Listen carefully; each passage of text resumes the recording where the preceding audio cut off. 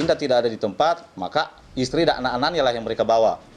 Dalam artian tanda kutip mereka sanda supaya Pak Indah datang ke rumah mereka.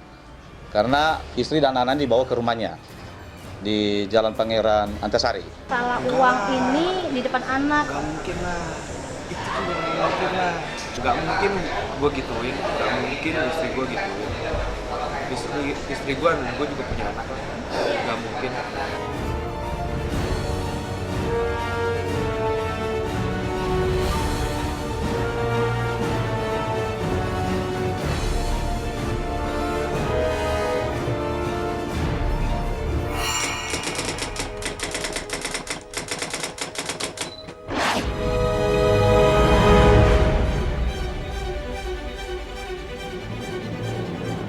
Vakum dari dunia hiburan, Bams mantan vokalis band Samsons ternyata sibuk dengan berbisnis. Hal tersebut diketahui ketika istri Bams Mika Vita Wijaya tengah memiliki masalah dengan rekan bisnisnya Dian Indrayana. Permasalahan tersebut bahkan sampai ke ranah hukum. Kejadian bermula ketika Indra tak bisa memenuhi pembayaran hutang kepada istri Bams yang jatuh tempo bulan Maret lalu. Hingga tepat pada 29 Maret, istri Bams terpaksa mendatangi rumah Indra yang sulit dihubungi. Karena dianggap berkelit, istri Bams mengajak istri dan anak Indra untuk mengobrol di rumahnya. Sayang kejadian tersebut berujung pada laporan Indra ke pihak berwajib dengan tuduhan penyanderaan. Pihak Indra bahkan mengunjungi KPAI untuk berkonsultasi atas trauma yang dialami anak-anaknya. Lalu apa kata Bams mengetahui Dian Indrayana melaporkan istrinya ke pihak polisi?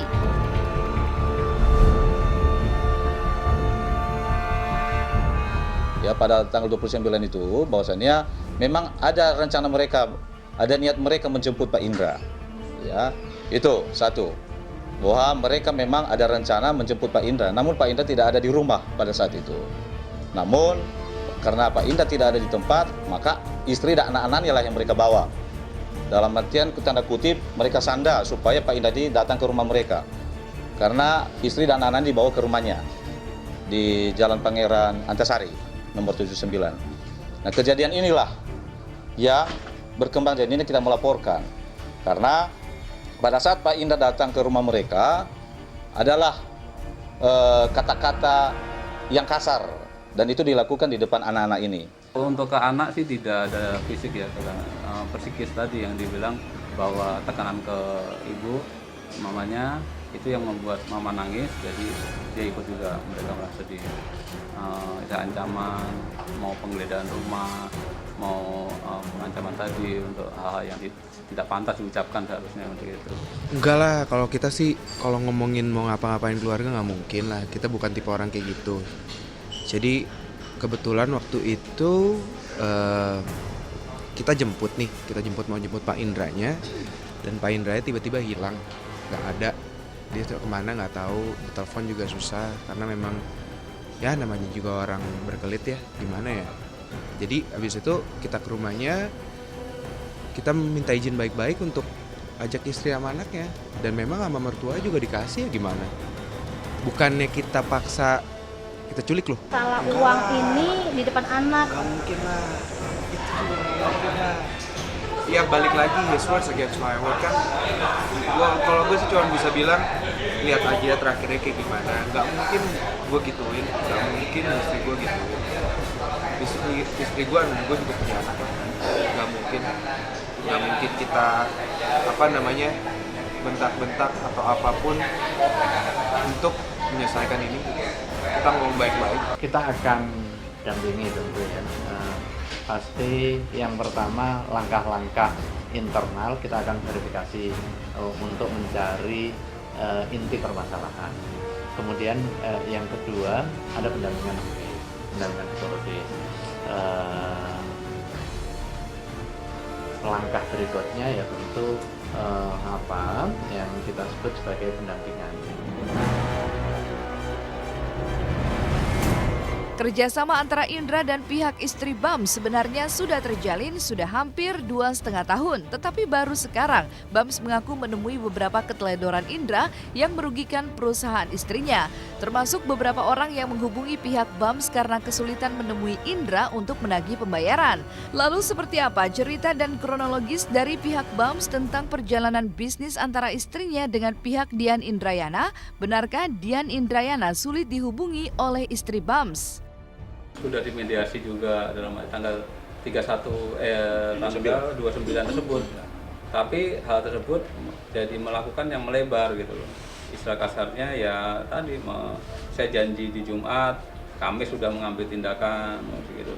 Terus setelah Jumat Kamis sudah saya penuhin, harusnya janji Jumat. Kamis sudah saya penuhin, Kamis sore melakukan hari Minggunya mau datang 3 orang, mau bongkar rumah, hal kayak gitu yang jadi orang rumah semuanya jadi ketakutan semua lah. Akhirnya kondisi itu tadi kita ambil tindakan untuk ya kita jalur hukum. Pada prinsipnya kita pengen juga untuk hal-hal tersebut kita bisa selesaikan, tapi untuk sampai saat ini belum ada komunikasi untuk ke pihak kita. Oh tahu banget. Jadi kalau dari gua tuh balik lagi ya, yang megang perusahaan ini kan kebanyakan di istri saya. Jadi akhir-akhir ini istri saya jadi banyak cerita lah tentang Pak Indra ini gitu loh. Jadi lebih kepada project yang di Samarinda ini dia kerjasama sama Pak Indra, lebih kayak kita meminjamkan uang. Kebalikannya justru biasanya sebenarnya saya tuh bekerja sama Pak Indra, kita posisinya kita punya project, kita kerja sama bareng-bareng gitu loh. Ini nggak bisa dibalikin nih akhirnya karena projectnya nggak jalan lah atau kayak gimana lah gitu loh. Nah oke, nggak jalan. Nah terus Pak Indra pertanggungjawabannya kayak gimana gitu loh. Nah yang bikin kita kaget itu adalah orang yang menelpon kita bukan dari project yang ini justru. Orang yang menelpon kita dari project-project kita yang lain yang sebenarnya sudah kita bayar lunas, sudah kita bayar selesaikan, tapi dia tidak membayarkannya gitu loh. Itu yang sebenarnya bikin kita jadi, wah runyam nih ternyata nih orang. Yang kedua, kalau memang secara baik-baik, masakan jam 5 subuh datang. Jam 5 subuh datang. Yang kedua, supirnya melompati pagar. Apakah itu baik-baik? Ya kan? Nah, istri Pak Indra ini mengizinkan itu karena satu, di sana ada orang tua. Ya, ada orang tua. Udah tua lah, ya. Yang kedua, dia tidak mau ribut. Makanya ini anak-anak masih posisi tidur loh. Dibangunkan, mereka bawa tanpa mandi. Apakah itu baik-baik? Kurang lebih 12 jam. Kita ngobrol biasa dan kita menjelaskan ke istrinya apa yang terjadi, dan istrinya sendiri ini keluar dari kata-kata istrinya sendiri, boleh ditanya. Ya kalau di penjaraannya suami saya penjarain aja, saya per bulan dikasih berapa